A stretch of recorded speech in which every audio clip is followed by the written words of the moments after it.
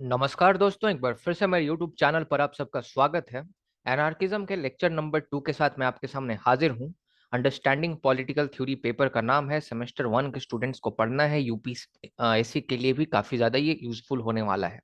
तो चलिए शुरू करते हैं अपने लेक्चर को। पहले लेक्चर में मैंने आपको एनार्किज्म का इंट्रोडक्शन बताया था, फीचर्स ऑफ एनार्किज्म बताया था और हम फिलोसफिकल एनार्किज्म को डिस्कस कर चुके थे।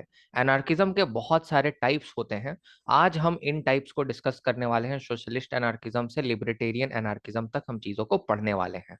तो एनार्किज्म का सबसे आपका मेन उद्देश्य होता है स्टेटलेस सोसाइटी की स्थापना करना। लेकिन इस स्टेटलेस सोसाइटी को स्थापना करने के लिए जो अलग अलग टाइप्स के एनार्किज्म है, वह अलग अलग आपके उपाय बताते हैं, मेथड्स बताते हैं। और स्टेट के बदले कौन सा ऑर्गेनाइजेशन स्थान लेगा वो भी सब अलग अलग सजेस्ट करते हैं। और इसी बेसिस पर अलग अलग आपको एनार्किज्म के टाइप्स देखने को मिलेंगे। फिलोसफिकल एनार्किज्म हमने कर लिया था शॉर्ट में। चलिए देखते हैं सभी टाइप के एनार्किज्म को। देखिए, सोशलिस्ट एनार्किज्म जो है, इसमें आपको दो नाम याद रखने हैं, पीजे प्रूदों और दूसरे आपके हो गए पीटर क्रॉप्टकिन। पीटर क्रॉप्टकिन आपके रशियन एनार्किस्ट हैं और पीजे प्रूदों एक फ्रेंच फिलोसफर है। जो आपका सोशलिस्ट एनार्किज्म है, ये फ्रीडम ऑफ इंडिविजुअल पर जोर देता है कि एक व्यक्ति को स्वतंत्रता मिलनी चाहिए। और इनके लिए स्वतंत्रता का अर्थ है कि एक व्यक्ति के पास इतना क्षमता जरूर होना चाहिए कि वह अपने सभी जरूरतों की पूर्ति कर सके।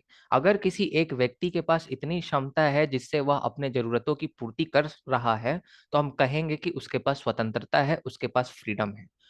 लेकिन ये भी मानते हैं कि सही मायनों में मैक्सिमम फ्रीडम तभी होगा एक इंडिविजुअल के पास जब सोशल और इकोनॉमिक इक्वालिटी होगी, जब आर्थिक और जब सामाजिक समानता होगी। और साथ ही साथ पीजे प्रूदों का ये भी मानना है कि सोशल और इकोनॉमिक इक्वालिटी तब तक नहीं आ पाएगी जब तक प्राइवेट प्रॉपर्टी होगा और स्टेट होगा। इसीलिए पीजे प्रूदों प्राइवेट प्रॉपर्टी और स्टेट दोनों को रिजेक्ट करते हैं, क्योंकि ये फ्रीडम को अचीव करना चाहते हैं एक व्यक्ति के लिए। और एक व्यक्ति का फ्रीडम तभी अचीव होगा जब सोशल और इकोनॉमिक इक्वालिटी और सोशल और इकोनॉमिक इक्वालिटी इनके अनुसार जब तक प्राइवेट प्रॉपर्टी और स्टेट होगा तब तक नहीं हो सकता। इसीलिए ये दोनों को रिजेक्ट कर देते हैं। और पीजे प्रूदो कहते हैं कि राज्य के स्थान पर म्यूचुअल एड की जो अवधारणा है वह काम करेगी, म्यूचुअलिज्म काम करेगा। म्यूचुअलिज्म का मतलब क्या होता है कि अगर मेरे पास चावल है, आपके पास दाल है, और अगर आपको चावल की आवश्यकता है तो आप मुझसे चावल ले लेंगे और मैं आपसे दाल ले लूंगा जब मुझे दाल की आवश्यकता पड़ेगी। और इसी प्रकार से पूरा का पूरा समाज फंक्शन करेगा, जिसके पास जो है आपस में मिल बांट कर काम चलाएंगे। वहीं दूसरी तरफ पीटर क्रॉप्टकिन की बात करें तो पीटर क्रॉप्टकिन सबसे पहला काम करते हैं कि जो चार्ल्स डार्विन का सर्वाइवल ऑफ फिटेस्ट की जो थ्योरी होती है, जो सिद्धांत होता है, उसको रिजेक्ट कर देते हैं। कहते हैं कि ये सर्वाइवल ऑफ फिटेस्ट की थ्योरी जो है ना, ये सोशल रिलेशनशिप में काम नहीं करेगी, सामाजिक संबंधों में काम नहीं करेगी। अगर कोई व्यक्ति गरीब है तो आप उसे क्या, आप नहीं ऐसा कह सकते कि आप जाओ आप मृत्यु को प्राप्त कर लो। आप ऐसा बिल्कुल नहीं कह सकते, क्योंकि उसको भी जीने का अधिकार है। तो ये सर्वाइवल ऑफ फिटेस्ट की जो फिट होगा वही सिर्फ जिएगा, बाकी एलिमिनेट हो जाएंगे, ये बिल्कुल काम नहीं करेगा आपका सोशल रिलेशनशिप में। साथ ही साथ पीटर क्रॉप्टकिन ये कहते हैं कि जो राज्य और जो कानून है, ये दोनों ने मनुष्य को, एक व्यक्ति को भ्रष्टाचारी बना दिया है, करप्ट कर दिया है। अगर राज्य और कानून नहीं होंगे तो व्यक्ति के अंदर जो है वह एकता की भावना होगी, क्योंकि एनार्किस्ट मानते हैं कि जो ह्यूमन बींग्स हैं वह कोऑपरेटिव बींग्स हैं, आपस में कोऑपरेट करना चाहते हैं। मैंने पहले लेक्चर में आपको बताया था। लेकिन कोऑपरेट आपस में इसीलिए नहीं कर रहे हैं क्योंकि राज्य और कानून ने इन लोगों को भ्रष्टाचारी बना दिया है। और एक बार जब ये राज्य और कानून समाप्त होगा तो उसके बाद एकता आएगी लोगों के बीच में, और गवर्नमेंट अननेसेसरी बिना किसी काम की हो जाएगी। और पीटर क्रॉप्टकिन जो है वह कम्युनिज्म को सपोर्ट करते हैं, कहते हैं कि राज्य के स्थान पर कम्युनिज्म जो है वह आ जाएगा, रिप्लेस कर देगा। अब कम्युनिज्म जो होता है उसमें होता है कॉमन ओनरशिप ऑफ रिसोर्सेस।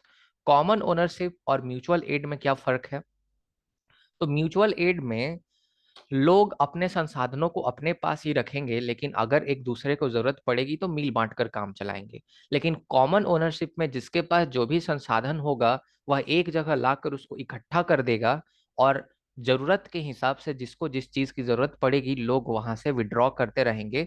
वो जो पूल्ड रिसोर्सेस होंगे वहां से लोग जो है चीजों को यूज करते रहेंगे।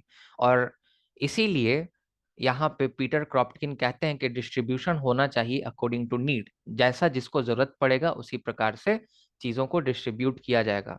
और ये आपका जो एलिमेंट है कम्युनिज्म में भी देखने को मिलता है, that distribution of resources not according to ability but according to need. मैंने आपको कम्युनिज्म वाले लेक्चर में, मार्क्सिज्म वाले में आपको पढ़ाया है। और इसी कारण से जो पीटर क्रॉप्टकिन का जो वर्जन होता है एनार्किज्म का, उसको कम्युनिस्ट एनार्किज्म कहते हैं। अगला एनार्किज्म है रेवोल्यूशनरी एनार्किज्म। तो रेवोल्यूशनरी एनार्किज्म जो है ये मिखाइल बाकुनिन देते हैं। मिखाइल बाकुनिन का मानना है कि अगर हमें एनार्किज्म के लक्ष्य को अचीव करना है, अगर हमें स्टेटलेस सोसाइटी की स्थापना करनी है, तो हमें हिंसात्मक पद पर चलना होगा, हमें हिंसात्मक क्रांति करनी होगी, हमें वायलेंट रेवोल्यूशन लाना होगा। और वायलेंट रेवोल्यूशन लाकर हमें क्या करना पड़ेगा कि जितने भी रिसोर्सेस है, जितना भी प्राइवेट प्रॉपर्टी है, जितना भी लैंड है, सबको हमें कलेक्ट करना पड़ेगा। तो ये सपोर्ट करते हैं आपका कलेक्टिविज्म को, ये सपोर्ट करते हैं कलेक्टिवाइजेशन को। तो सबको कलेक्ट कर लेंगे, जितने भी लैंडलॉर्ड्स रहेंगे उनसे हम जमीन छीन लेंगे, जितने भी इंडस्ट्रियलिस्ट रहेंगे उनसे हम इंडस्ट्रीज छीन लेंगे। और ये जितने भी जमीन और इंडस्ट्रीज रहेंगे ये कॉम्यून के कंट्रोल में आ जाएंगे। ये ये कॉम्यून क्या होता है? तो ये जो है कॉम्यून होता है group of people, and the group of people, ये जो कम्यून है एक वॉलेंट्री एसोसिएशन होता है। लोग अपनी मर्जी से एक साथ आते हैं और लोग आपस में रिसोर्सेस को शेयर करते हैं। तो बहुत सारे कम्यून्स होंगे, सभी कम्यून्स ऑटोनोमस होंगे, चीजों को कंट्रोल करेंगे, अपने रिसोर्सेस को और आपस में शेयर करेंगे।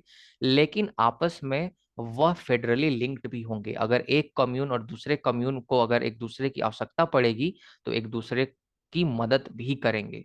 तो ये आपका रेवोल्यूशनरी एनार्किज्म है। इसमें दो चीजें आपको ध्यान रखनी है कि स्टेट का स्थान कौन लेगा, तो कम्यून स्थान लेगा। और किस तरह से स्टेट को हमें अबोलिश करना है, तो हमें वायलेंट मेथड से स्टेट को अबोलिश करना है।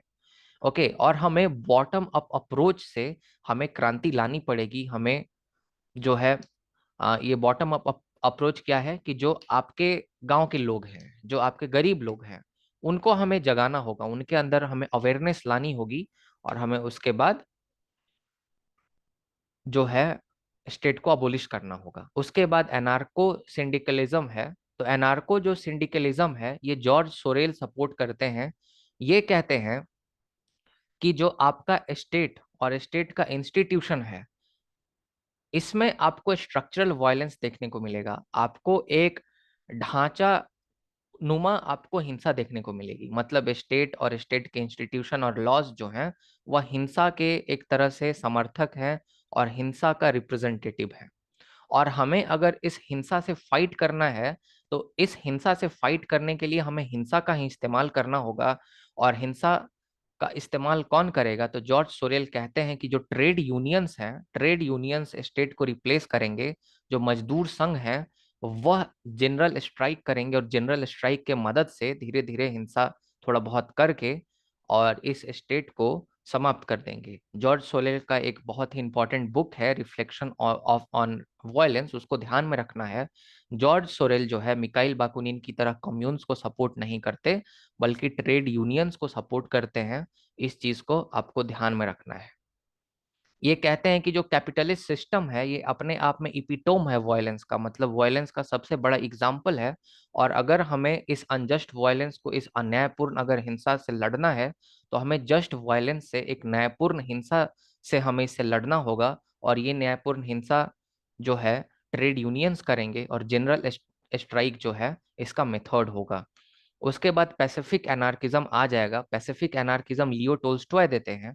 पैसिफिक एनार्किज्म कहता है कि हमें राज्य को अबोलिश करना है, समाप्त करना है, लेकिन हमें राज्य को अबोलिश करने के लिए पीसफुल मैनर का इस्तेमाल करना होगा। और पीसफुल मैनर से ही हम राज्य को अबोलिश करेंगे।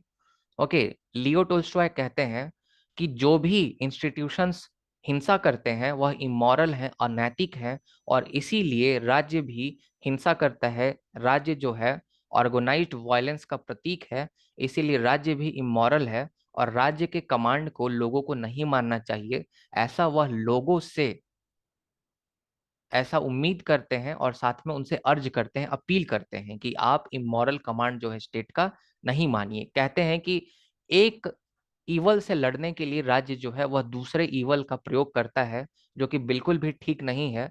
अगर आप एक आंख के बदले एक आंख लेते जाएंगे तो जो पूरा का पूरा दुनिया है वह अंधा हो जाएगा। इसीलिए आप एक ईवल से लड़ने के लिए दूसरा ईवल का इस्तेमाल नहीं कर सकते।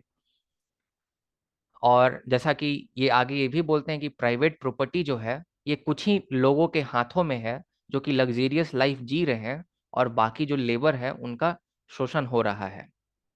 तो कहते हैं कि स्टेट को अबोलिश करना होगा। अगर स्टेट अबोलिश नहीं होगा तो जो ह्यूमैनिटी है, जो मानवता है, उसका डिग्रेडेशन होता रहेगा, मानवता कमजोर होती रहेगी।